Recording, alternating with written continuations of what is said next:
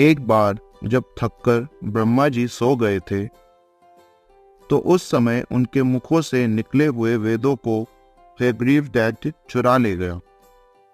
इन वेदों को वह बहुत समय से लेना चाहता था। विष्णु भगवान ने यह सब होते हुए देख लिया था। उन्होंने सोचा, मेरे पास बहुत कम समय है, अब शीघ्र ही यह युग समाप्त होकर दूसरे युग के आरंभ होने का समय आ गया है। विष्णु भगवान ने चारों ओर देखा। जब उनकी दृष्टि पृथ्वी पर पड़ी तो उन्होंने देखा कि राजा सत्यव्रत नदी में स्नान कर रहे हैं और हाथ में पानी लेकर प्रार्थना कर रहे हैं। उसी समय विष्णु भगवान ने तय किया कि वह मछली के रूप में अवतार लेंगे। राजा सत्यव्रत ने फिर से हाथों में पानी लिया तो पानी के साथ उनके हाथ में एक छोटी सी मछली भी आ गई। उन्होंने सोचा कि तुरंत ही इस मछली को वापस पानी में डाल देना चाहिए, अन्यथा यह मर जाएगी।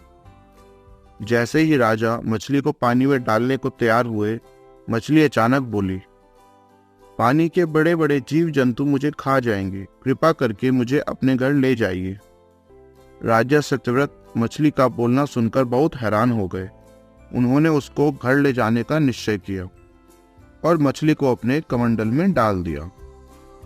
जब वे घर पहुंचे तो उन्होंने पाया कि वह मछली बड़ी हो गई है। उन्होंने उसको एक बड़े बर्तन में डाल दिया। वह मछली लगातार बड़ी होती जा रही थी, इसलिए राजा ने उसको तालाब में डाल दिया, परंतु उस मछली का बढ़ना नहीं रुका। तब राजा ने सोचा कि यह कोई साधारण मछली नहीं हो सकती, यह भगवान का ही रूप होगी। अतः राजा ने पूछा, भगवान, आपने किस कारण से यह रूप धारण किया है? भगवान ने उत्तर दिया, आज से 7वें दिन सारी पृथ्वी में समुद्र और तालाबों का पानी भर जाएगा। चारों ओर पानी ही पानी हो जाएगा, प्रलय आ जाएगी, लेकिन तुम बच जाओगे। मेरी प्रेरणा से तुम्हारे पास एक बड़ी नाव आएगी, उसमें तुम सप्तऋषियों को, वासुकी नाग को, कुछ जानवरों और चिड़ियाओं को लेकर चढ़ जाना। इतना कहकर वह मछली यानी मत्स्य भगवान समुद्र के पानी में चले गए। वहां जाकर उन्होंने हयग्रीव राक्षस को खोजा और उसे मारकर उससे वेद छीनकर ब्रह्मा को वापस दे दिए। 7 दिन के बाद ऋषियों ने देखा कि एक नाव उनकी ओर आ रही है। वे सब नाव में चढ़ गए।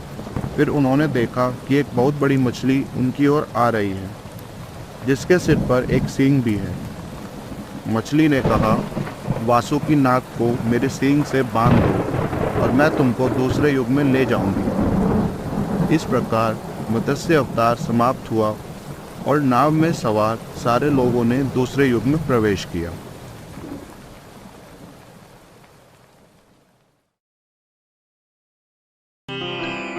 दुर्वासा ऋषि को एक अत्यंत सुगंधित माला मिली। उन्होंने वह माला देवताओं के राजा इंद्र को दे दी। इंद्र ने उस माला को अपने प्रिय हाथी ऐरावत के सिर पर डाल दिया।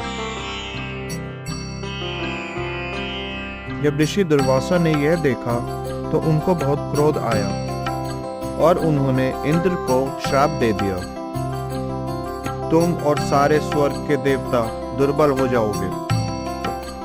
जब देवता शक्तिहीन हो गए तो असुरों की शक्ति बढ़ गई। अब देवता लोग उनसे इतनी शक्ति से नहीं लड़ पा रहे थे जितनी शक्ति से वह पहले लड़ते थे। असुरों से परेशान होकर सारे देवता भगवान विष्णु के पास सहायता के लिए गए। भगवान ने कहा, समुद्र मंथन करो, उसमें से अमृत निकालो, उसको पीकर तुम लोग फिर से शक्तिशाली हो जाओगे। देवताओं के राजा इंद्र ने पूछा, भगवान, इस काम में हमारी सहायता कौन करेगा? विष्णु भगवान ने कहा, असुर, और यदि उन्होंने अमृत पी लिया तो तीनों लोग बर्बाद हो जाएंगे। इंद्र ने कहा। देवताओं को आश्वासन देते हुए भगवान ने कहा, मैं वचन देता हूँ कि अमृत की एक भी बूंद असुरों को नहीं मिलेगी। अब इंद्र असुरराज बाली से मिलने गए। जब इंद्र ने बाली से सहायता के लिए आग्रह किया तो बाली ने यह शर्त रखी कि यदि अमृत में से कुछ भाग उनको भी मिलेगा तो वह अवश्य सहायता करेंगे। इंद्र ने उनकी शर्त मान ली। उन लोगों ने मदरांचल पर्वत को लाकर उसकी मखानी बनाई। विष्णु भगवान की राय से वासुकी नाग की रस्सी बनाई। समुद्र मंथन शुरू हुआ। थोड़ी ही देर में देवता और असुरों ने देखा कि मदरांचल पर्वत के नीचे कोई आधार नहीं था। इस कारण वह नीचे समुद्र में डूबने लगा। तुरंत ही भगवान विष्णु ने कछुए का रूप धारण किया और पर्वत को अपनी पीठ पर ले लिया। इस प्रकार भगवान ने अमृत प्राप्त करने के लिए देवताओं और असुरों की सहायता की।